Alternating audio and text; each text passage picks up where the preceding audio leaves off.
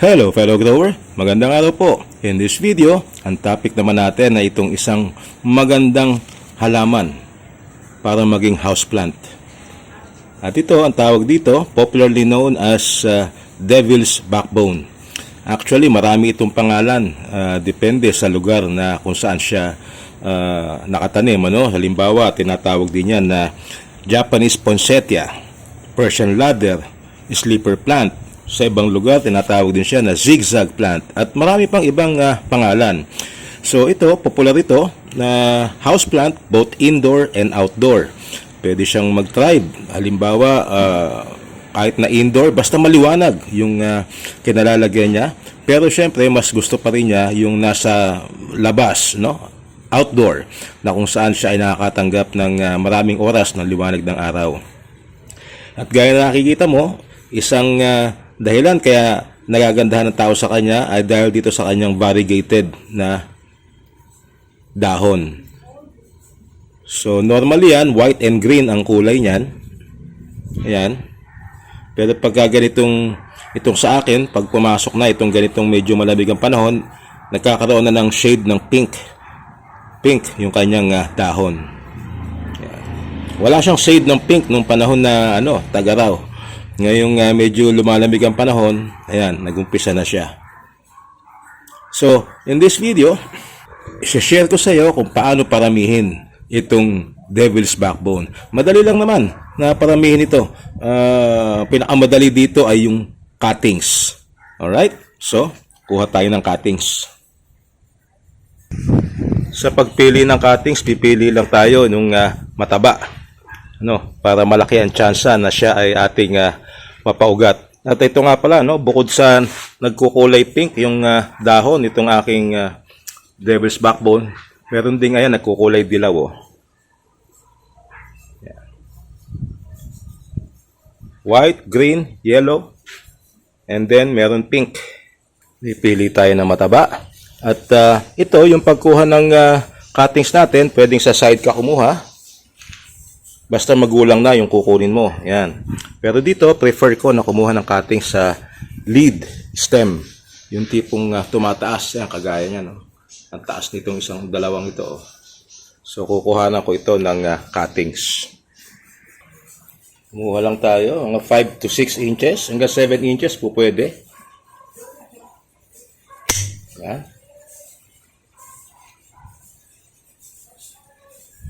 Yan. Pwede ka rin kumuha yung hindi galing sa dulo. Ito, pwede mo rin kunin ito. Ayan.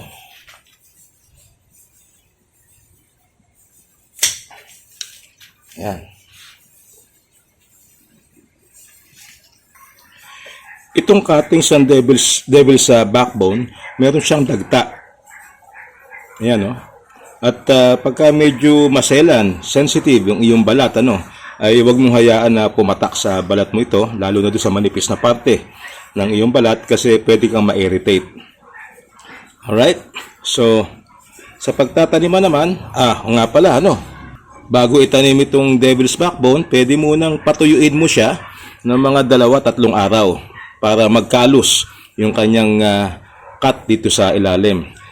Pwede rin na ibabad mo muna siya sa tubig, doon mo siya paugatan at itanim mo na lang siya pag meron na siyang ugat. Pwede rin na gawin sa kanya, pagkatapos mong patuyuin, ibabad mo siya sa rooting hormone para malaki ang tsansa na siya ay mabubuhay. Pero sa initial na experience ko naman dito sa halaman ito, madali naman siyang paugatan. Medyo matagal nga lang, maghihintay ka mga 1 buwan. So dito, ang ginagawa ko lang, direkta ko na siyang itinutusok sa lupa. Yan. Yung lupa naman na ating pagtataniman, mas prefer ng devil's backbone yung madulas or buwaghag na lupa. So pwede mo siyang haluan ng buhangin. Halimbawa, medyo sandy soil ang prefer niya. Pero kahit na ordinary garden soil, ay po pwede nating paugatan ito at buhayin.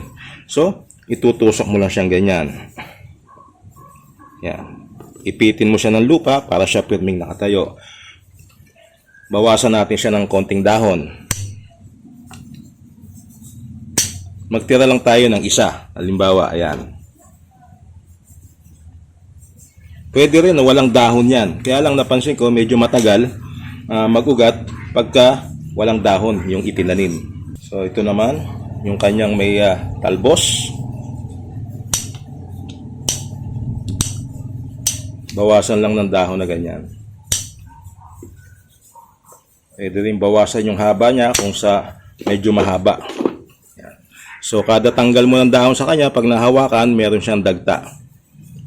Ako naman, hindi naman sensitive yung aking balat. At saka hinuhugasan ko na kagad pagka ayan, malagkit siya. Oh.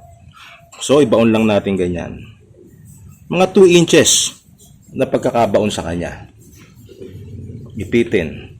And then, hindi mo na siya kailangang diligan, lalo kung moist na yung iyong lupa. Kasi merong fluid sa stem, itong devil's backbone. So makakasama pa sa kanya pagka sobrang basa yung lupa. So hayaan mo lang na matuyo yung lupa, mga ilang araw na tuyo, at saka ka lang magdilig sa kanya ng konti. Yung tama lang na magiging moist itong lupa natin. Kaya nga nabanggit ko kanina, kailangan yung lupa mo ay well draining. Kung pwede nga medyo haluan mo siya ng buhangin para hindi mag-stack ang tubig pagka siya ay diniligan mo. No? Pag dilig mo sa kanya, dapat diretso kagad sa ilalim. Alright? So, ganyan lang kasimple. Ito, ilalagay mo lang ito sa lilim. Huwag mo siyang direkta munang ipapaarawan. Kasi, baka maunahan ng pagkatuyo.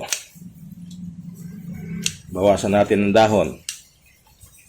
Alright? At mga after 1 month, ay meron ka na makikitang growth sa kanya. Ito halimbawa, itong isang ito, yung aking naunang pinaugatan. Halos sa 1 buwan ang nakakalipas na rin. Yan. At naglabas na rin siya ng mga dahon. Ito, mga bago na ito, mga dahon na ito. Wala ito dati. So, tingnan naman natin. Nga pala, no? Sinubukan ko rin na magpaugat ng maigsi lang na cuttings ito. At itong cuttings na maliit na to, wala siyang dahon nung siya paugatan ko. At ngayon, naglabas na siya ng dahon. Medyo matagal bago siya nag-ugat kumpara dito sa merong dahon na pinaugatan ko. Pero titingnan natin sila pareho kung ano na yung development ng kanilang ugat. Meron na ba silang ugat? No. Alright. Sandali, kukuha tayo ng basin para hindi magkalat ng lupa. Alright, so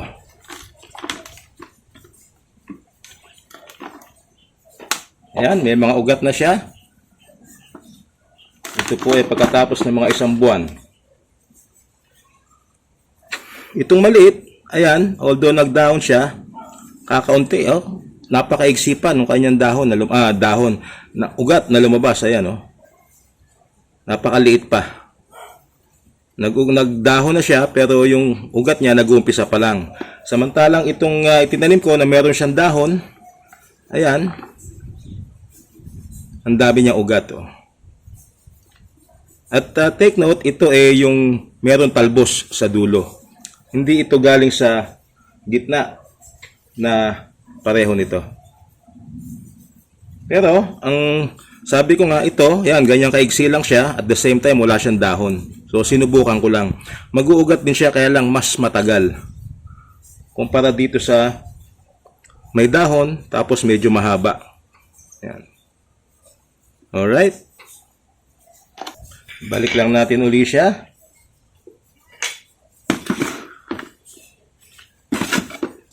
At ito, para magsanga, at hindi masyadong tumangkad. Kasi ito ang tendency, pagka hindi pinutulan, ay tatangkad lang siya, hahaba siya ng hahaba. So, para ma-encourage natin itong devil's backbone na magsanga, kailangan natin siyang putulan. Tanggalin lang natin yung tip niya, mag-tapping lang tayo. Yan. Sa ganitong paraan ay ma-encourage natin siya na maglabas ng mga panibagong growth, sanga halimbawa dito or dito or dito, no? So para maging bushy yung ating devil's backbone. Ito nga pala, gaya na nakita mo, nilagay ko sila sa individual pots. Pwede mo rin pagsama-samahin ang ilang cuttings. Alam mo, 3, 4 o 5 sila sa mas malaking paso. Pero syempre, Siguruhin mo lang na hindi mabababad sa tubig. Ito kasi malalit na pasong ganito, sa akin, medyo mabilis siya matuyo pagka diniligan ko. So nakakasiguro ako na hindi malulunod, hindi magtatagal ang tubig dito sa lupa at mabilis na bababa. So yun lang ang caution pagka malaking container ang paglalagay mo sa kanya.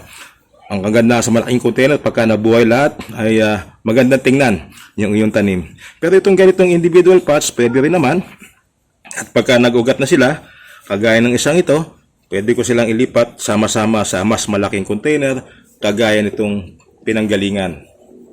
Itong mother plant ko. Yan. Malaki yung container niya, approximately 4 gallon ang capacity niyan. Malapad ang mga bunganga nitong container na to. Yan.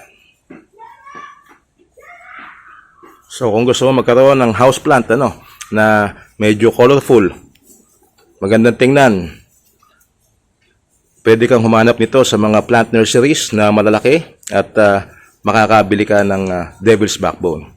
Alright, hanggang dito na lang. Maraming salamat sa panonood at magkita-kita tayo sa iba pang videos ni Late Grower. Lemon, no? Ang kulay niya. Dito naman, pink. Isang puno lang yan. Alright, bye-bye!